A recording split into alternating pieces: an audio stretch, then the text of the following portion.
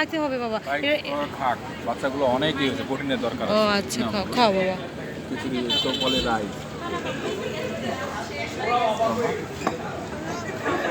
Chicken fry খাবে না খাচ্ছে। কেন বাবা, কি হয়েছে?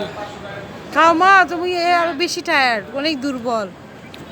ডিম খাচ্ছে না, কিছু না, কলা টলা কিচ্ছু খাচ্ছে না, দুধ তো খাওয়াই হচ্ছে না। ভালো লাগতেছে না, এই না বাচ্চাদের বললেই তো হয়, যেমন খাওয়াই দাও তাহলে যেমন খাওয়াই দিই। মুখে আছে, মুখেটা শেষ হোক। আমি একটা কোক খাবো।